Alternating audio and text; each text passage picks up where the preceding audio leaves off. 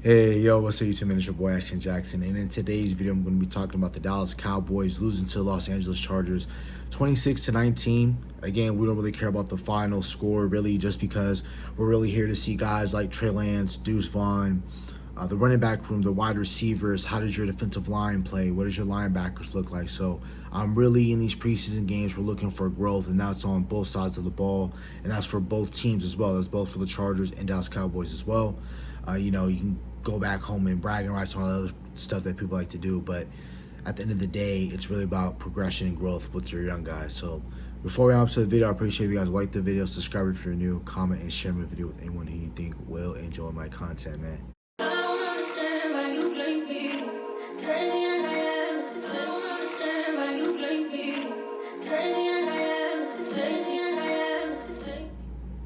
So the first person I'm going to talk about is Trey Lance, and that has been the main attraction ever since camp started in July, and then especially since training camp and mini camp has happened. And when mini camp happened around May, June was really when the Trey Lance talks really started to begin, and it really began last year when we traded for a 4th-round pick, a potential starter running back for us, and we brought him in. The Jones brought him in as to be a potential leverage play. We brought him in on the last week of the season last year versus the Raiders. We knew he wasn't going to play, so we waited a whole year for him to come in and play, and we wanted to see what he was going to look like as potentially your quarterback too. Has he done enough, in my opinion, to earn the quarterback 2 spot? No, but I felt like he is a better player than Cooper Rush, but I think where Cooper Rush is ultimately going to win the quarterback 2 position is Cooper Rush has it up here compared to Trey Lance. Not saying Trey Lance is slow or he doesn't get it or anything like that. I'm not saying that, but what I am saying is that he had 5 turnovers in today's game. He was 33 of 49, and then he threw for 323 passing yards. He had 11 carries and 90 yards. He averaged 8.2 yards a carry, and he had a touchdown. Again, if we're looking at his rushing stats, he does a really great thing at rushing, and we already know that's what it was in training camp. Everyone talked about his athleticism, how great he can skip the pocket and make plays with his legs.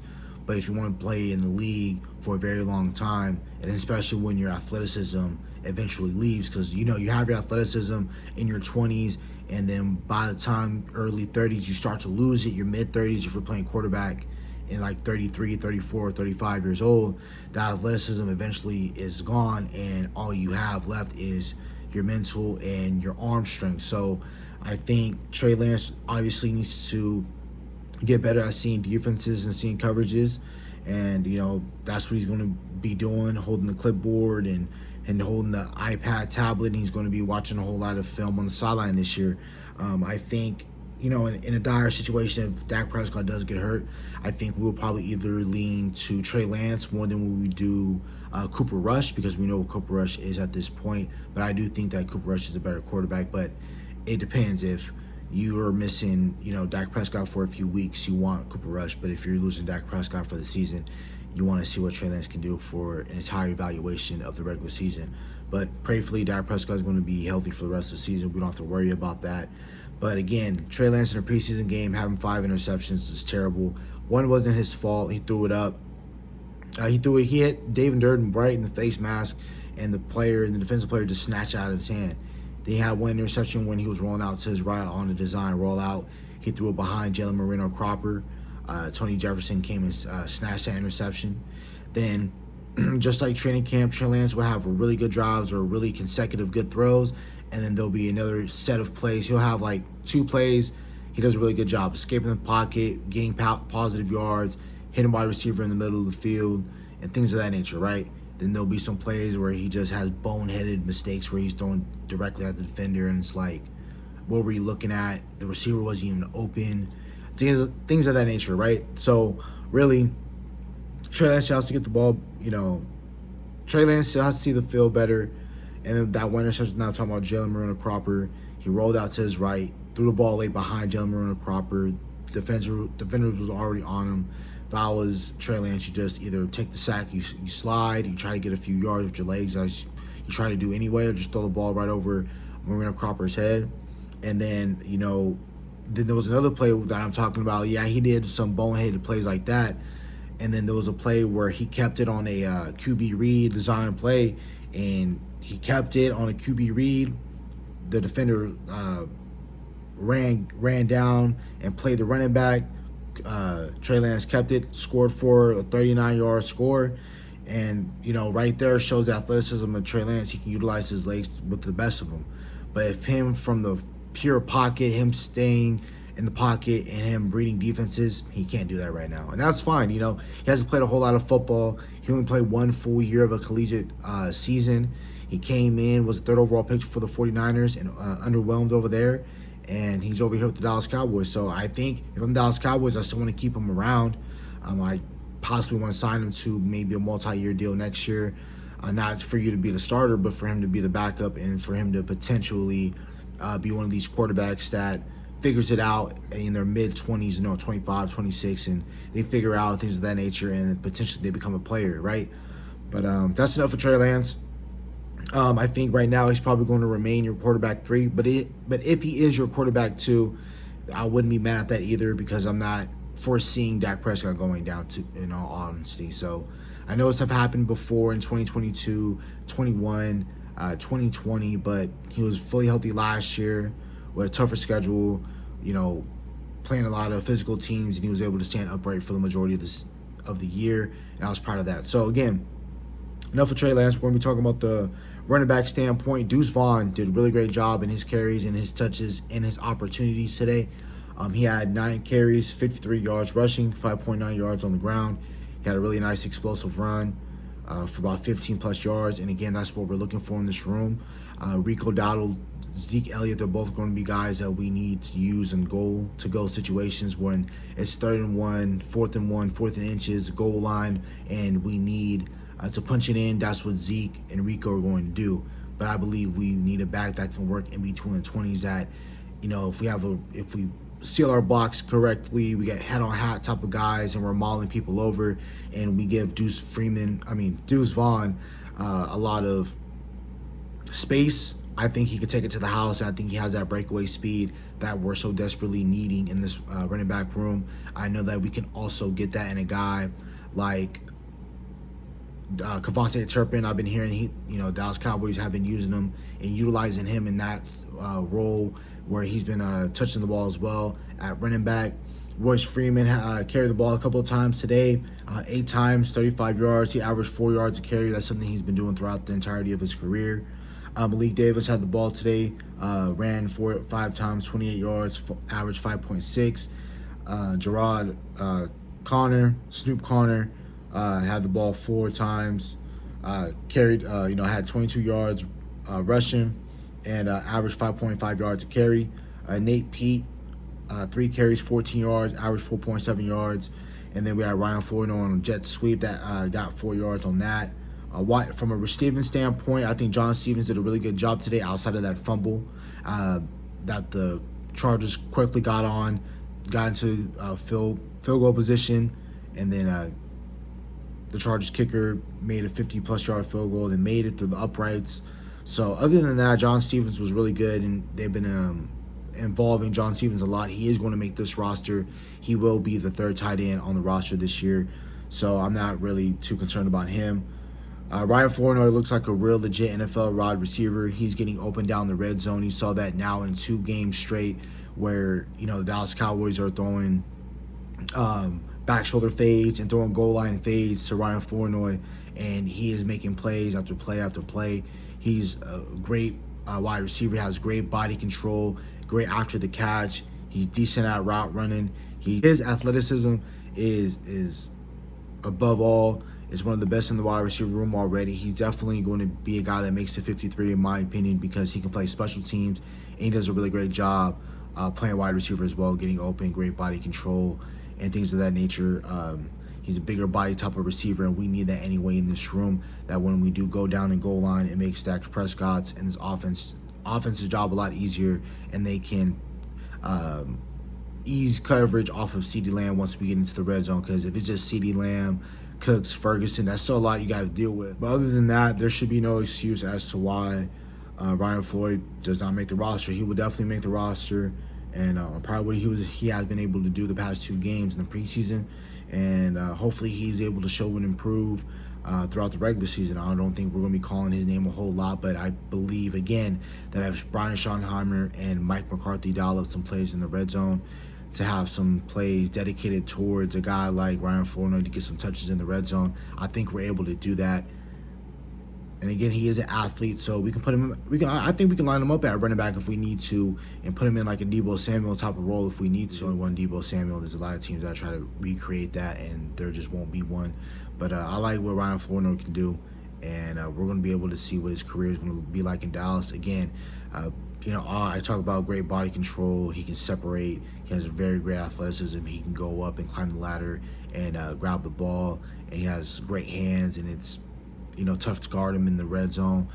Just because I talk really great about somebody doesn't mean that I think that they're going to be this tremendous player. No, I think that if he can be a very solid receiver for you, I think, again, for comparison, for a lot of people to grasp and see what a player can actually be, I think that if he can play that Cedric Wilson role where he's your fourth wide receiver, and if in case Jalen Tolbert isn't able to play because of an injury or whatever the case might be, a concussion, whatever the case might be, he needs to step in for just 1 week.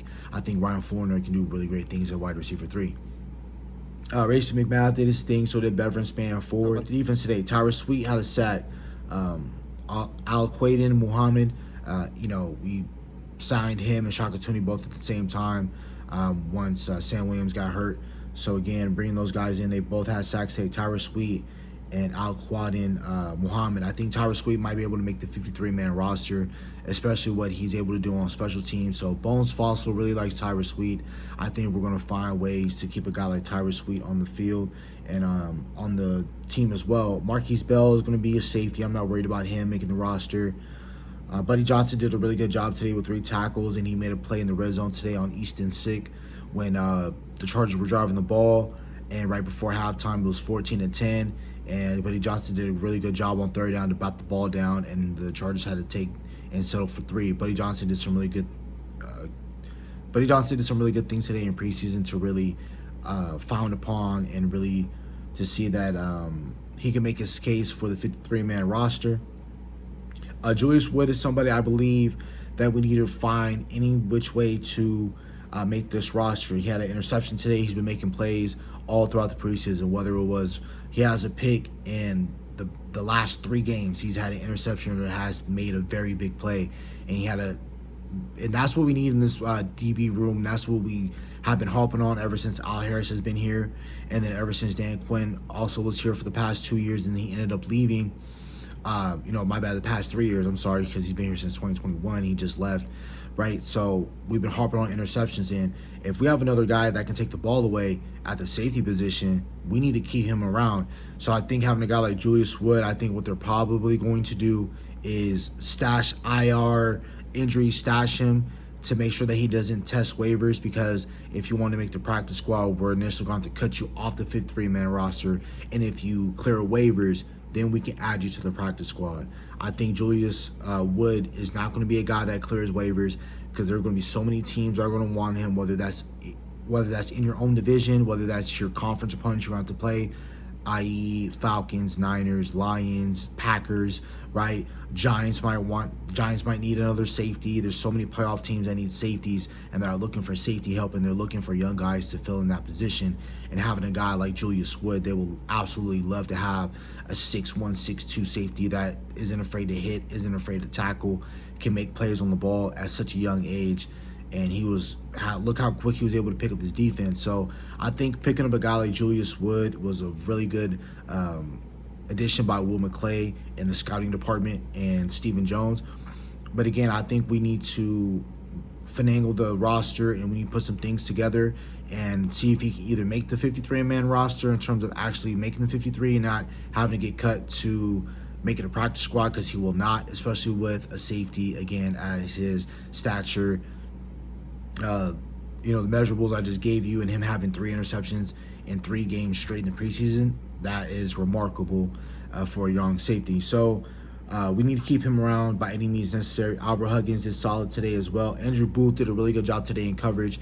He got beat on a couple deep passes. That's what's been happening to him.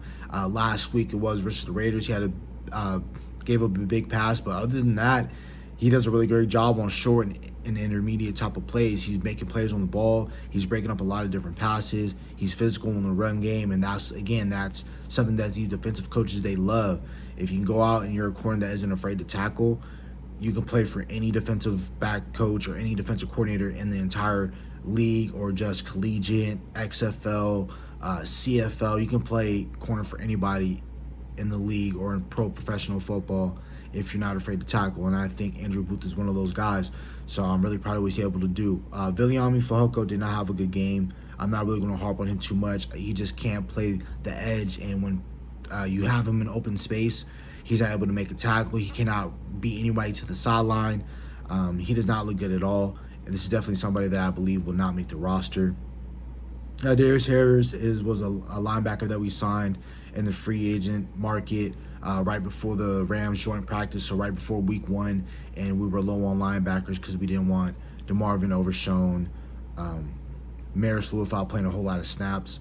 That we brought in Darius Harris and Nick Vigil for the new dynamic kickoff, and then also to be a relief guy for, guys like Maris Leufau and DeMarvin Overshown. So again, I think Nick Vigil might be able to make the roster as like a team's. Maybe depends on how many linebackers we carry. I think we might carry 5 or 6 linebackers, but I don't know, because I think that you're not going to be able to carry 6 guys at so many different positions. Like if we were going to carry 6 at any position, I think it would be wide receiver, linebacker, and then corner. I think the other possible 6 we can go deep at is probably defensive line. And the biggest I think we go in safety is really just going to be 4 people. I think we're just going to be able to get Donovan Wilson, Marquise Bell, Malik Hooker, and Wanya. I think those are going to be your 4 safeties. So we're going to talk about the roster more in depth later in another video. Malik Davis is going to be a practice squad type guy. Well, Matt Walesko, I don't see him making the practice squad, or not. I mean, he looks like another practice squad or a guy that just gets flat out cut. Justin Rogers had a solid game today. Denzel Daxon had a half a sack in today's game. I saw that as well. And Eric Scott Jr. Did a really good job today in coverage. And really, that's about it for the video, man. I was really proud of guys like Denzel Daxon, Andrew Booth, Julius Wood, of course, making plays again. Tyrus Sweet made a play. Al Quadin, Muhammad made a play. Buddy Johnson made a play. Who else made a play today in today's game that was impactful? Ryan Fournier was solid in today's game. So was Stevens and Brevin Span 4. Deuce Vaughn had a hell of a performance running the ball at the running back position. Royce Freeman was solid, just Mr. Consistent. That's about it. Trey Lance needs to get better at seeing the field, but he's going to be able to do that seeing another year behind Dak Prescott. So that's about it for the video. Hopefully you guys have a nice day. Stay safe, stay blessed. Bye.